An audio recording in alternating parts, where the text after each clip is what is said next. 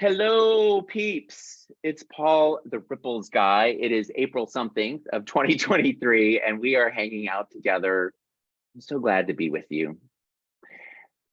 Some of you are watching me live here. We've got a bunch of Patreon peeps. If you don't know what Patreon is, it's a website that allows content creators to connect with fans and followers who are willing to pitch in a few money to help support their work. My peeps are so good to me. I have about 200 of them. They help pay for cover the costs of sending ripples out to 30,000 people every Monday, activating the Quote Pond website and the Daily Flash website. They throw me extra pennies that allow me to zoom off Ripley goodies to people that email me, just letting me know they're struggling. And they cover the cost of my health insurance, which is fabulous. Our topic today, some people are watching us live. Great. Some people are watching the replay on YouTube. Thank you for joining us. And some people are listening on the podcast stream, which is the Ripples Pondcast. And for people who have to cut out early for this, you can catch the replay later. I'll be putting the links of everything that I put in there. Ooh, and that's a good thing for me to pause here and put in my everyone feed 5 questions. If you joined us late, I snuck in at the beginning 5 questions that are going to be helpful for you to be thinking about, and just jot these down as though they were a Mad Lib. Who is somebody you like right now? Who is somebody you don't like right now? What's a feeling or mood or emotional state that you would like to have a little more of? And what's a mood you'd like to have a little bit less of in your life? And then finally, what's an exclamation word that you use when you're excited about something? This is about mindfulness. And I want to ask you, what would it take for you to get all the way here and be with me in this Zoom for the next half hour? I'm going to invite you to take a couple here now breaths. If you don't know, a private ritual that I used to do before speaking that turned into part of most presentations is taking a few deep breaths and thinking the word here on the inhale and now on the exhale. We're going to put a little mindfulness twist on it. And I'm going to ask you to take 3 or 4 deep breaths, think here on the inhale, now on the exhale. And each time you breathe, I want you to notice and see if you can be a little bit more here and now.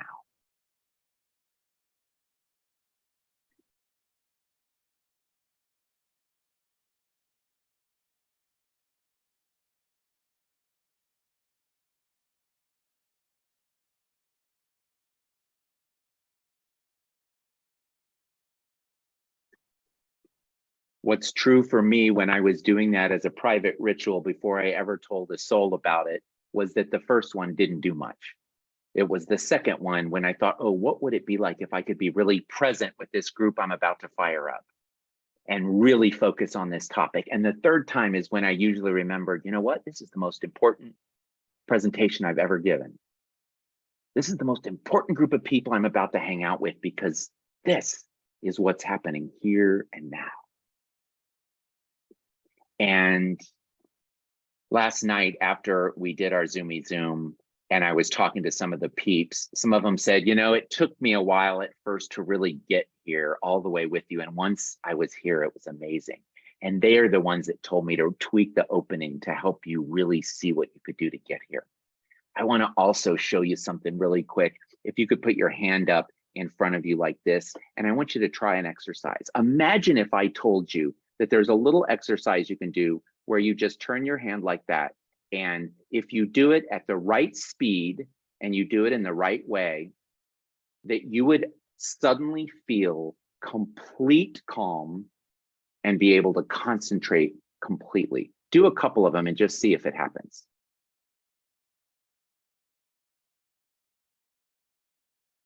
Now, it's not true. I made that up 2 days ago.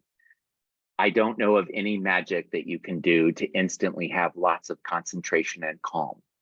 This is what made me, I was practicing this speech at 4 o'clock in the morning on a morning walk that got started too early because I was awake and excited. And I realized that one of the things that works against us in presentations like this is that sometimes some part of us comes into a presentation called Ripples of Mindfulness, cultivating concentration and calm. And they think, Uncle Paul has a secret. He's figured it out. And when he tells me that secret, I'm going to be able to go back to my desk and boom, have all the concentration and all the calm I need. And that's just probably not how it works. I know it's not how it's going to work with me today.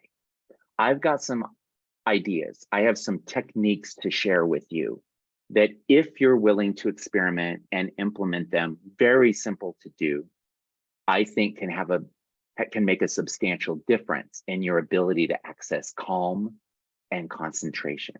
But I don't have any secrets. And I need you to remember, Uncle Paul is not a doctor. Uncle Paul is not a therapist. Uncle Paul is not a guru. I'm not a meditation teacher. I'm someone who's giving presentations for 25 years. I've been meditating since I took a course in Carbondale when I was a high school student, and for a psychology class, we had to go out into the world and take some kind of class or course and bring it back to our class and give a project, stand up and give a report on it. And I went to the big university in our town, Southern Illinois University, and I took an 8-week mindfulness and stress reduction class that really started me on my path.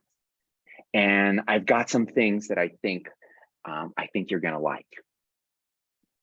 Generally, we structure these similar. If you're familiar with the weekly ripples I send out, Pebble, Boulder, Ponder, we have a little pebble in the emails that's a quote. Well, the pebble here is just a resource that I like to share with you. And this week, everything is related to mindfulness. I'm just going to grab a couple links to paste into the chat. I'm fascinated by, okay, there we go. I'm going to tell you very quickly about a book called Already Free, Buddhism Meets Psychotherapy on the Path to Liberation by Bruce Tift. In the show notes and also in the chat window, I put a link to the book and also to a podcast interview that I think gives a great sort of synopsis and allows you to sample. Bruce Tift is a therapist trained in Western developmental psychology and a almost lifelong Buddhist trained in Eastern Buddhism. And he says there's many, many things that are polar opposites of these two things. Developmental psychology says basically people are broken and we can help fix them if we dive into their past, or if we have them try this, or if we have them do this. And Buddhism says we're already whole, we're already connected to everyone else, we just need to realize it. And there's many ways that their approaches are very opposite. And what Bruce says is that's exactly why it's fantastic to use both of them. And he sort of pendulates between these in his practice as a psychologist. And the two things I want to pull from his book that I think are useful is, one is the idea that mindfulness, awareness, involves us being a little meta. We want to live, we want to go to the movie and enjoy the movie of life, but we also want to be aware that we're in a movie. And going meta, if you aren't familiar with that term, if you and I go see a movie and we talk about the movie afterwards, that's a little bit going meta above it. But if we then at the end of our chat about the movie, I said to you, hey, can we have a talk about how our talk was? And we talked about the conversation we had about the movie, that's going meta another level. And then if the next day you emailed me and said, hey, I wanted to let you know something about that talk we had about the talk, that's going meta even more. And there's a little bit of a paradox about being in the moment, but also being above the moment to recognize that we're in the moment. When you're taking off in an airplane and there's a storm, there's this part that's really turbulent and yucky and the rain is awful. And then you get above the clouds and then it's so calm.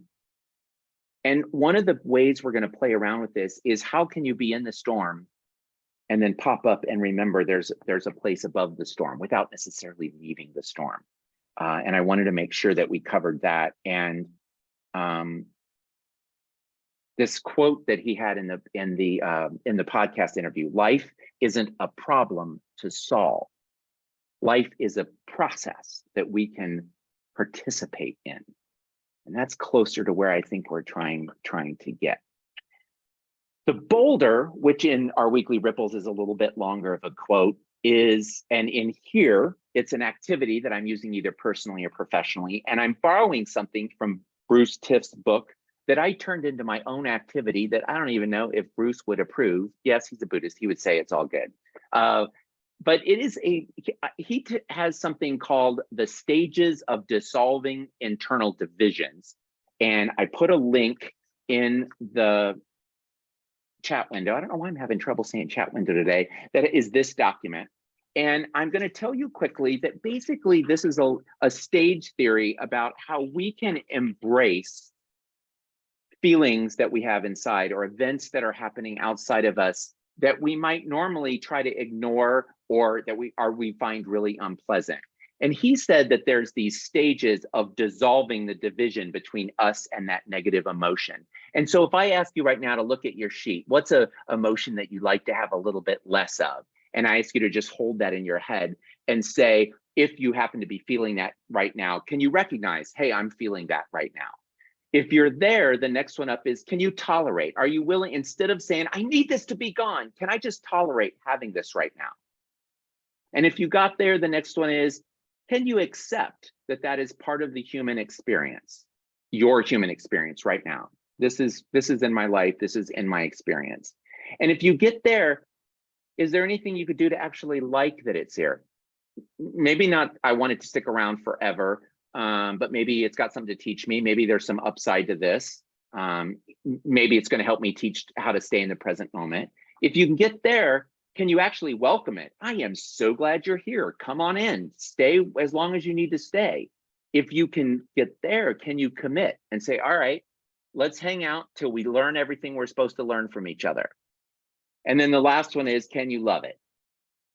And there's a Stephen Colbert question that I brought up a couple Zooms ago that I just love.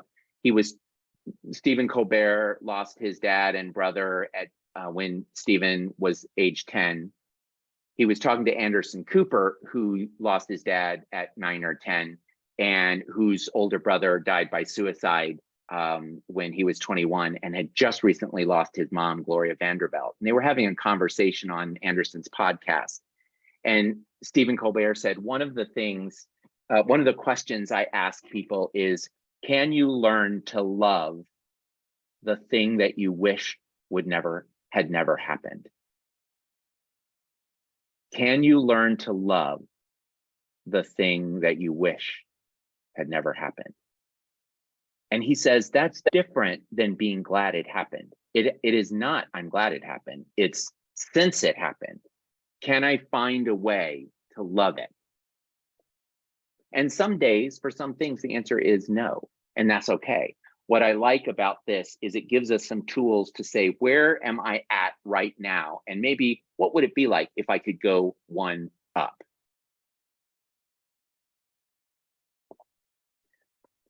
As we dive into our ponder, I want to tell you that for me, mindfulness, there's 3 questions we're going to try to answer in the next 15 minutes. What is mindfulness? Why is it useful? And how do you do it? And we've already explored a couple activities. We're going to keep doing that some more. If I ask you right now to take a couple deep breaths, actually, you know what I'm going to do? This was an activity my friend Pidge gave me. I'm going to put a minute on the clock, and I'm going to ask you to sit in a comfortable position. I usually put my hands on my knees, and I'm going to ask you to just breathe regularly. Don't try to breathe in a certain way, just breathe regularly and use your fingers to count how many breaths you do in a minute. Again, you're not trying to fast breathe, slow breathe, just breathe regularly. Eyes open or closed. On your mark, get set, go.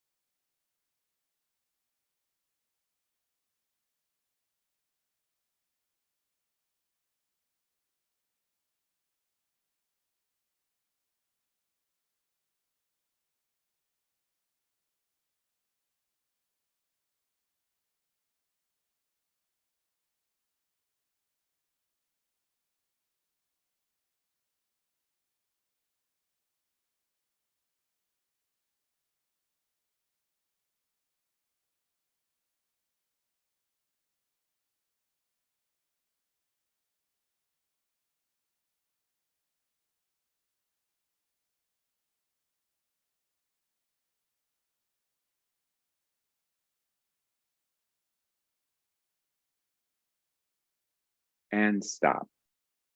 If you feel comfortable, could you put your number in the chat window? Again, there's no race, there's no right or wrong. It just helps to have a sense. A lot of people are in, I would say, the 10 to 13 range. Some people are going to be lower. It's okay. Hey, if you lost track, yippee, celebrate that. That's fantastic. Ooh, 19, okay, 8. So wherever it is, it's fine. My friend Pidge taught me this as a simple way for you to learn. And you might want to do it a couple times so that you can test and find out what your number is and average it a little bit. But then if you need a minute of calm in your life to get centered and you want to do some here now, instead of looking at a watch, you could just stop and you could count 10 breaths and you could know that you're spending less than a minute. Because I promise you, if I would have told you to take deep breaths, to take 10 breaths at your natural pace, and then I would have asked you how long did that seem to be, most of us would say it was 2 minutes or 3 minutes. And really taking 10, 12, 14, 15 breaths is only 60 seconds and it can make a difference. Mindfulness is simply described by a lot of people as being present in the moment without judgment. So it's present moment without judgment. Being here, being now, and not judging what is going on or what it's like for you.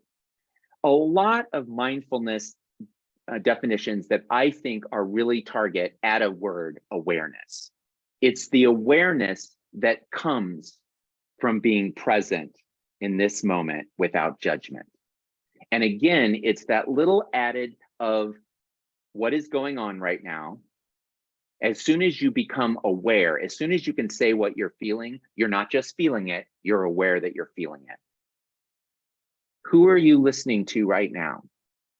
What are you doing right now?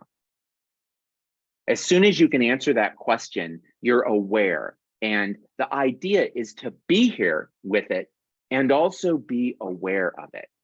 Why is this important? Well, there's tons of physical and mental health benefits that have been studied. And I separate out and talk about physical health and mental health, even though many people think here in Western medicine, one of the best things we can do is stop talking about those two separate things because they're so related.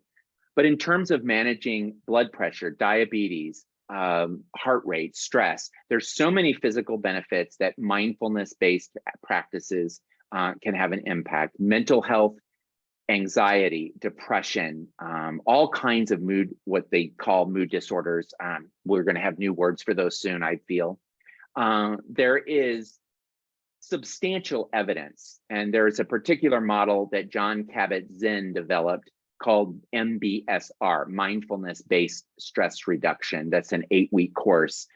He originally developed it for his cardiac patients, pretty soon people with AIDS, cancer survivors.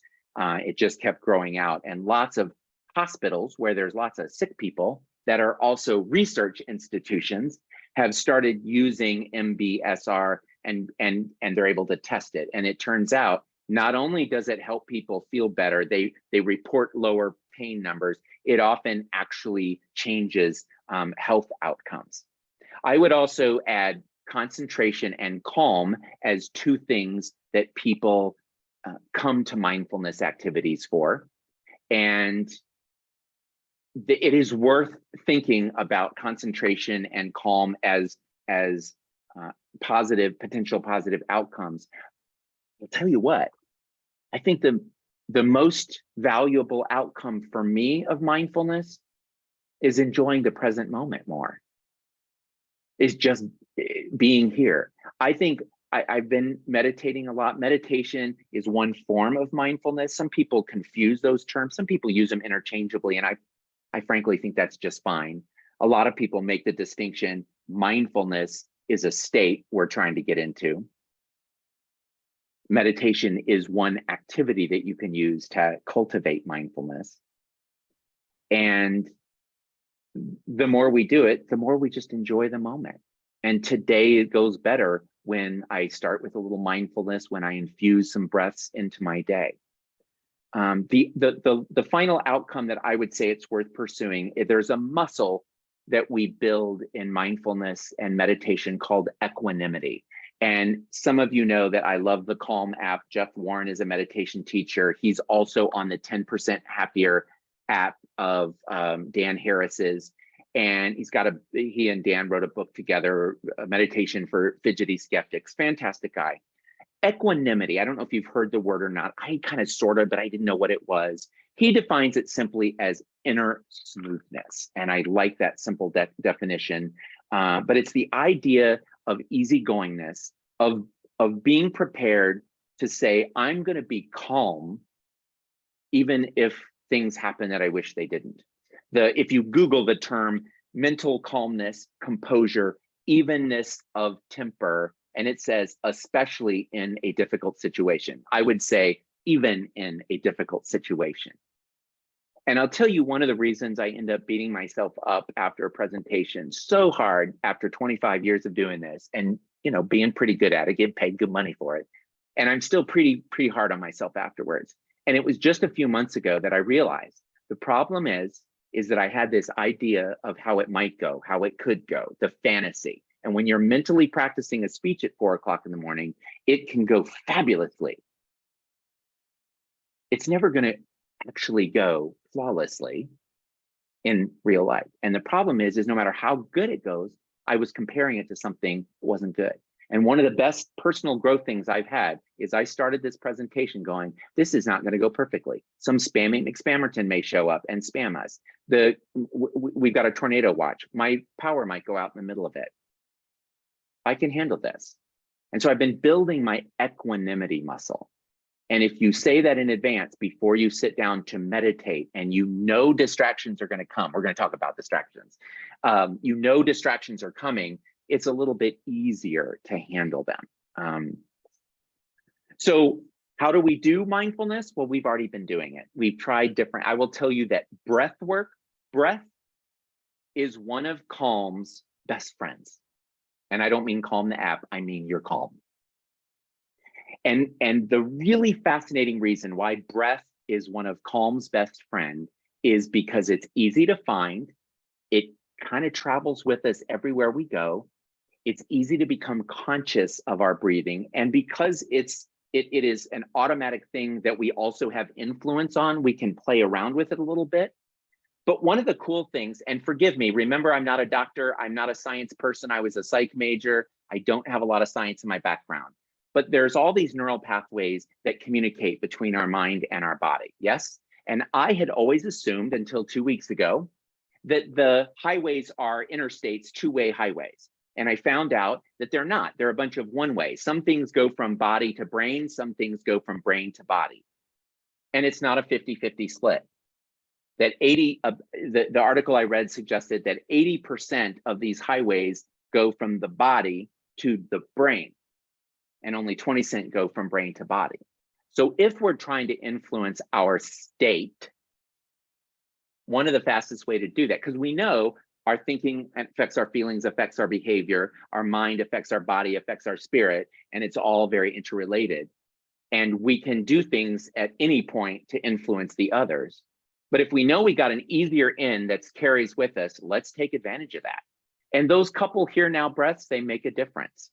The other activity that we were doing last night that was so much fun, well, let me tell you, so here now is the one that I came up with personally that I use, and I'm not the only one that here now, that's, you know, there's a book, there's tons of people here now. I don't mean here now, trademark Paul Wesselman, no. But I was using it for myself for many years. It's now kind of my thing. These stickers came up and they're a thing. But I've got a couple other here that I use sometimes. Inhale, calm, exhale, stress. Inhale, confidence. Exhale, doubt. Inhale, I have a strong body. Exhale, my mind is at peace. My body is strong, my mind is at peace. Another breathing activity that you may have heard about is to activate your parasympathetic system. Again, not a science person. I will tell you we have two systems. One charges us up, one helps us relax. And I'm gonna not try to help you understand the names because they're confusing. The sympathetic system and the parasympathetic system, this is what you remember. The one that starts with S, that's the stress system. And the one that starts with P, that's the peaceful system. So the Sympathetic system gets us fired up, ready to fight, flight, freeze, or there's a fourth F we use now. And the parasympathetic helps us calm down after we have been activated. And one of the great easy ways to activate our parasympathetic system is to just breathe, but have you go from the same amount of inhale and exhale length to doing twice as long exhale. So if you just inhale and you count your beats, so you see how long you inhale, I went to 4, and then you exhale for 8 counts. It's a very easy, I do 4 and 8, but again, it doesn't really matter the count. It's just that you try to double it. And here's what I know. I usually very instinctively now, when my Calm app tells me to take a couple deep breaths when I start meditation, when I sit down to watch a TV show, Jamie will also often hear me. It sounds like a sigh if you do it, because the instruction is often to breathe in through your nose and out through your mouth. And some variations even have you exhale even harder and faster. The research about it, this breathing technique, activating the parasympathetic system, is actually to do it for 5 minutes. So it's not I notice all the time, a couple breaths makes a difference. But if you'd like to play around with it, I'd encourage you to try to do it for 5 minutes and see how that goes. Where time is going, I want to talk about the distractions that come up. Several of you mentioned you were counting breaths and you lost, and we need to talk about distractions. And I'll tell you right now, I'm distracted because it says halfway through our time, we're going to go over. I just made an executive decision. About 5-7 minutes, we can survive it. If you need to go, wave and come get the rest of it later. But I want to teach you another very quick meditation or mindfulness activity that is based on a loving kindness meditation that I taught you all. I invented this one 2 days ago and I kind of like it. Earlier, I asked you, who's somebody you like? Who's somebody you don't like right now? And what's a feeling you would like to have more of? If you didn't remember that, that was the part of the instructions we were brainstorming. Somebody you like, somebody you don't like, and a feeling you'd like to have more.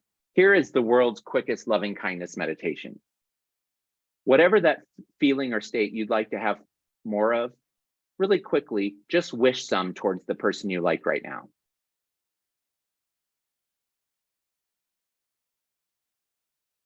The person that you don't like right now, if you can, send them some of the same. Just wish for them that feeling. And then finally, wish it for yourself too. Just send some towards yourself. Say, may I have some of that too. Loving kindness mindfulness is a little bit longer, but you know what? There's quick ones too. And I like that I came up with so I could teach you a bunch of techniques in a short amount of time. And I've been doing it everywhere. And let me tell you, for the annoying person who charged me extra dollars when I said to, I wished him some peace. It's cutting down how long I have to be mad at people the last couple of days. I love it. Mindful chores, choosing a chore or activity you do regularly. For me, on Wednesdays, when I shower in the morning, it's generally my mindful shower day. And I'm with my shampoo when I'm shampooing. I smell it, I love it. I remember that I love tea tree oil. I do the same with my conditioner. And if and when I shave on Wednesdays, which today I did, while I'm shaving, I'm not thinking about the day. I'm not thinking about anything else. I'm saying this shave, not so I can look good, this shave, this process, it's the most important activity in the world. I'm just going to shave really slowly. It takes me probably about 17 seconds longer than it normally does. And it's a very different experience. Pick an activity. If you want, pick an activity a chore you don't like doing that much. I'm going to take the trash out now. I hate this, it stinks. All right, I'm going to be super mindful. This is the most important trash I've ever taken out. I need to be with this trash. Concentrate. All right, we need to move towards distractions. Distractions happen. They stink. When you sit down to meditate, a meditation is often focus on your breath, focus on a mantra. Your mind wanders. And then usually what happens is you do this.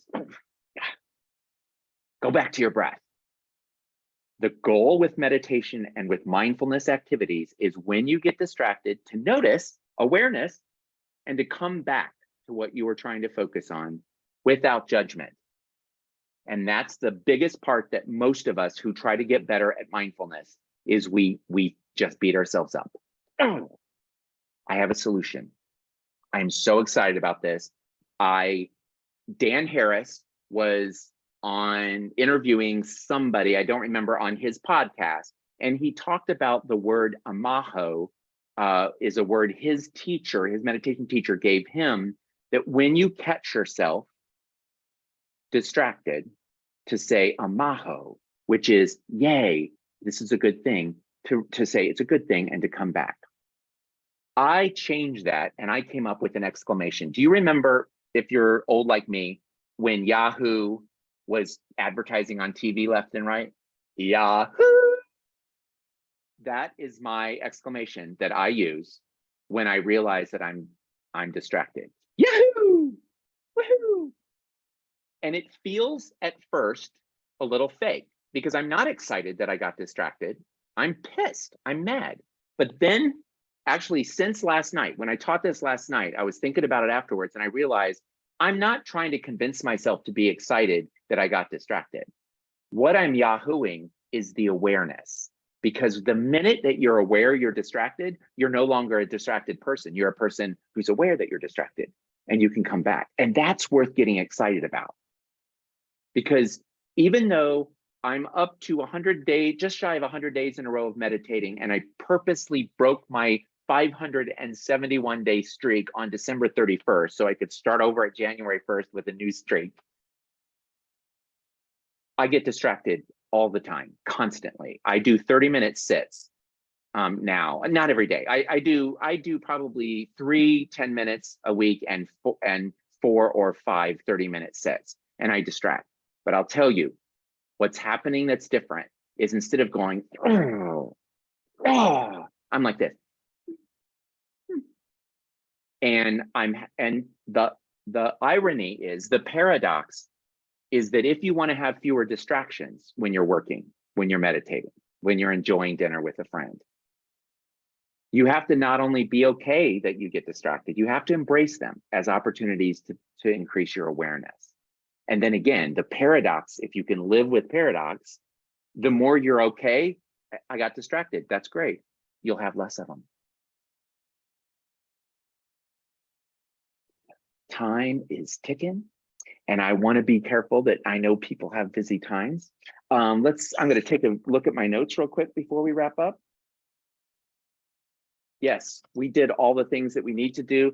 The other thing that you can do with this list is when you think about distractions, can I recognize that it's distracted? Can I tolerate that I'm going to get distracted? Okay, then can I accept it?